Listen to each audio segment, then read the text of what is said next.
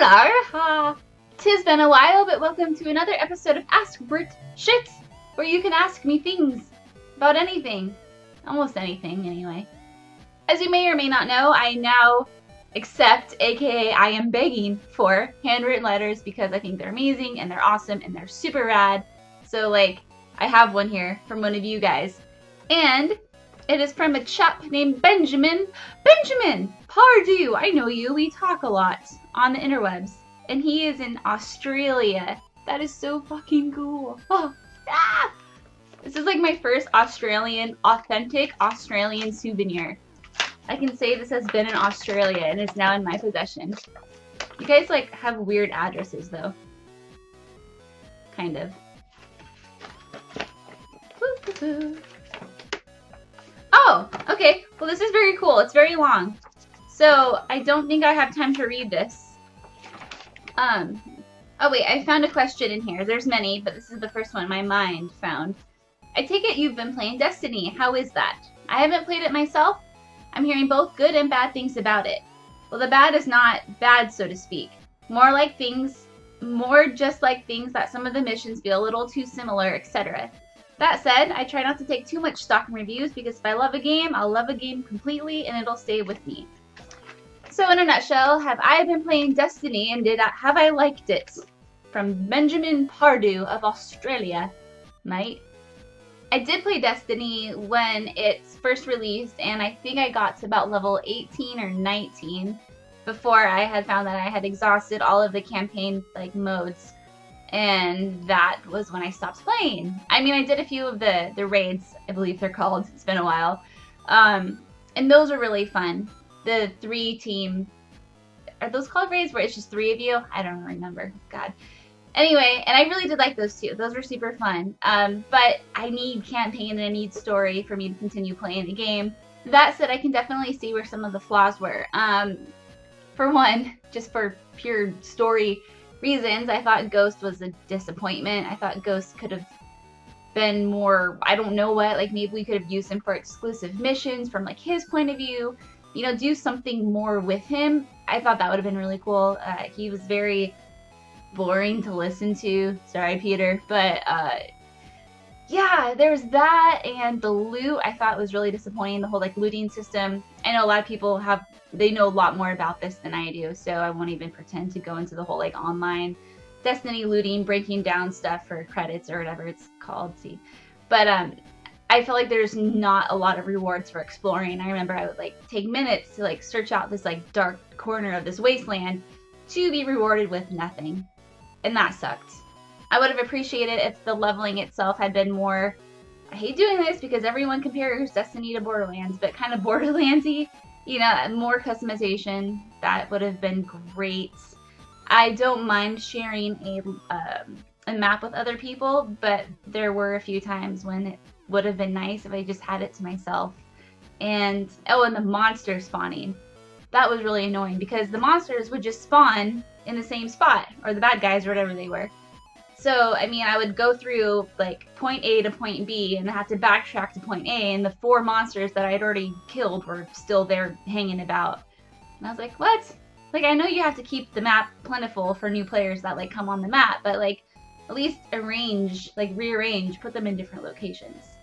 With all that said, I did have a good time with Destiny, and I'm excited for a sequel because I'm assuming Bungie's going to be listening to all the feedback, and they have been listening. And I think if they could polish some stuff up and add in a few features and remove a few, that they could have a really, really solid title on their hands. And hey, if it's more like Halo, that's fine with me because I freaking love Halo, and that's not a bad thing at all, nor is Borderlands. So, when people are like, it's a Halo Borderlands mash up with MMO features and it's all weird and wonky. Well, I feel like if it was polished up, it could just be a really phenomenal game. So I'm excited for the sequel because I think they will do some things right. Our next question comes from Jason Scott Couture. I was just wondering, what is your favorite Pokemon? Have I already answered this? I may have. But I'll just go over it again if I didn't. So, Coughing is one of my favorite Pokemon of all time because he's really ugly and derpy, and that's Those are my favorite kind of Pokemon, ladies and gentlemen. So like Lotad, Phoebus, Slowpoke, Magikarp, you know, the derpier and the more stupid looking, the better. And unfortunately, that's kind of how I am with animals, like IRL. Like Basset Hounds, I need a Basset Hound in my life so bad because they're so homely, they're cute. You know what I mean? Our next and final question comes from Daredevil Cruise. It's all like one word, so it took my brain a while to process. But Daredevil Cruise asks, what is your favorite retro console? Now, again, just a little disclaimer. My favorite console will change depending on the day, the position of the sun, the tilt of the earth. I don't even know. So typically, I say my favorite console of all time is the PlayStation 2. And that's because it's typically the truth. But I feel like, can we consider that to be retro? I don't know. I don't know if we can, but I'll go earlier than that. And I will say the Super Nintendo. I grew up with the Super Nintendo. That's what I remember watching my grandma play when I was like 4. I remember that's what my aunts would play. Yeah, and that's what the whole family was playing. And that's the system that really got me hooked. I mean, some of my favorite games, you know, Harvest Moon, Super Mario World, Super Mario RPG, Secret of Mana, you know, Super Mario All-Stars, Donkey Kong, like all of these games that were like the epitome of my childhood. That's where they were and that's where they were housed, so I'd have to say the Super Nintendo. Not to mention my dad and I played a lot of games on there that were just super fun too, like Goof Troop, the best like co-op game ever. And not only were the games fun to play, but it challenged my reality, you know, as a 5-year-old, like holding a controller and playing Super Mario World, I was brought into this other dimension, this other universe where, you know, they still had trees in the sky, but there were also these weird colors and like walking turtles and, you know, flowers that you could touch that would give you the ability to shoot fireballs out of your hand or wherever they come out of. So that also was like a huge spark to my imagination. And I remember, this is kind of unrelated, I would like go out and like LARP Super Mario World. I would like find flowers and like touch them and try doing the whole jump thing and like spitting out fireballs, and didn't really go well for me because I never manifested fireballs out of my hand, but still. So anyway, Super Nintendo. I think I forgot to mention A Link to the Past. Yeah, God, hi, duh. Like, how could I have forgotten that? That was like one of my favorite games, and it's still one of my favorite games. Like, what's wrong with me? God, that'll do it for this episode of Ask Britt Shit.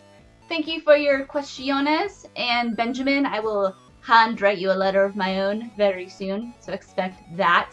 And if you have any interest in sending me a handwritten letter, I have a P.O. box below, so please send them, and if I read them on here, which I will get through everyone, I will write you back, and it'll be fun. We can be pen pals. Yay. Oh, one more thing. I'm going to be at PAX South in Texas, my first time ever going to Texas, and I'm really, really excited. So if you're going to be there, look for the weird hair and say, hey. Bye! What am I doing? I don't know.